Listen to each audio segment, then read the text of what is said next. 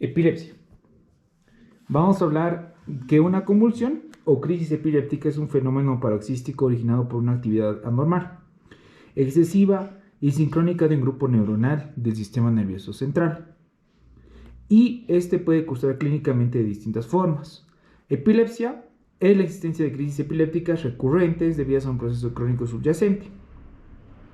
Una convulsión aislada o crisis recurrentes debidas a factores que son corregibles o evitables no van a ser una epilepsia.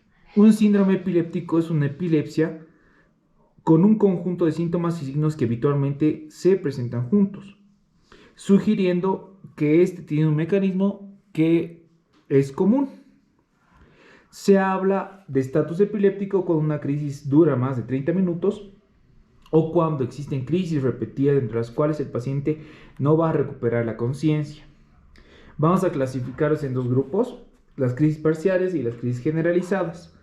En crisis parciales vemos las convulsiones, van a ser de tipo focales. Estas son aquellas en las que la actividad eléctrica queda circunscrita a un área concreta de la corteza cerebral, con independencia de que durante la crisis la conciencia esté conservada o alterada. En este caso vamos a tener que podemos tener parciales simples cuando la conciencia esté conservada y parciales complejas cuando éstas estén alteradas o haya pérdida de la conciencia. La sintomatología con la que cursa la crisis dependerá del área cortical donde se sitúan las neuronas causantes de la misma. Las crisis parciales complejas se originan en el lóbulo temporal, en un 60% de los casos y en un 30% en el lóbulo frontal. Las crisis parciales simples pueden producir síntomas motores sensitivos, autónomos, ya sea sudoración, piloerección, visuales, destellos, alucinaciones, auditivos pueden ser sonidos simples o elaborados, olfativos pueden ser olores intensos y poco habituales. Y psíquicos puede ser miedo, despersonalización, puede haber déjà vus. Las crisis motoras pueden comenzar en un área muy pequeña y extenderse gradualmente a una área que sea hemicorporal más extensa. En ocasiones, tras una crisis motora, puede persistir una debilidad del área afectada. Y esta va a ser autolimitada en minutos u horas. Durante las crisis parciales complejas, el paciente tiene dificultad para mantener un contacto normal con el medio, junto con alteración del comportamiento que puede ir desde la inmovilidad, automatismos básicos, hasta un comportamiento más elaborado con un periodo de confusión.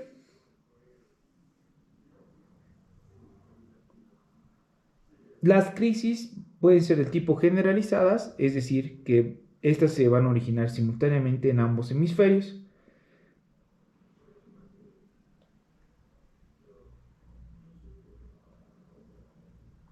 Vamos a tener lo que son las ausencias o llamadas pequeño mal, que se comportan como breves episodios de pérdida brusca del nivel de conciencia, sin alteración del control postural. Característicamente duran segundos y puede repetirse muchas veces al día.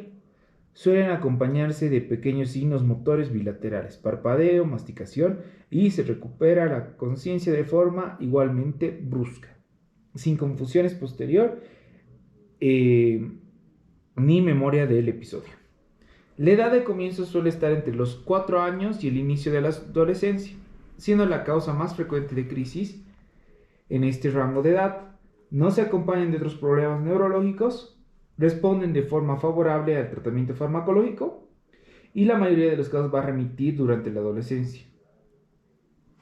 Los hallazgos en el electroencefalograma son típicamente descargas generalizadas y simétricas de punta de onda a 3 Hz, coincidiendo con las crisis, aunque en el electroencefalograma interictal existen más periodos de actividad anormal que los visibles clínicamente. La hiperventilación incrementa la frecuencia del trazado anormal. Bueno, las convulsiones pueden ser de tipo tónico-clónicas, es decir, las gran mal, y suelen tener un comienzo igual brusco, sin aviso previo. En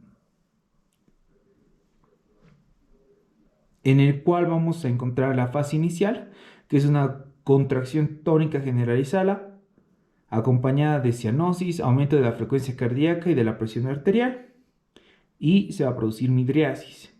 En 10 a 20 segundos generalmente va a comenzar la fase clónica, de duración variable.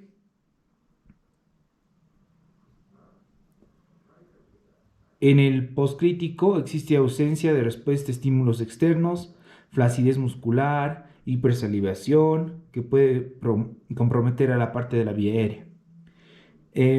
Seguido vamos a tener una fase lenta de recuperación del nivel de conciencia, que esto va a durar entre minutos y horas. Esta va a estar acompañada de confusión. El paciente va a referir cansancio, va a referir cefalea, va a referir mialgias durante varias horas posterior a la crisis. El electroencefalograma muestra distintos trazados a lo largo de la crisis. Existe una actividad rápida de bajo voltaje con descargas generalizadas y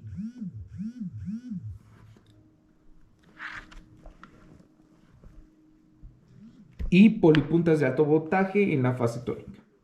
En la fase clónica aparece la punta de onda baja y en el proscrito hay un enlentecimiento global que va resolviéndose junto a la recuperación del nivel de conciencia. Las crisis atónicas se caracterizan por la repentina pérdida del tono muscular, de escasos segundos de duración con breve alteración del nivel de conciencia, sin confusión posterior. Este tipo de crisis suele presentarse en el contexto de síndromes epilépticos conocidos.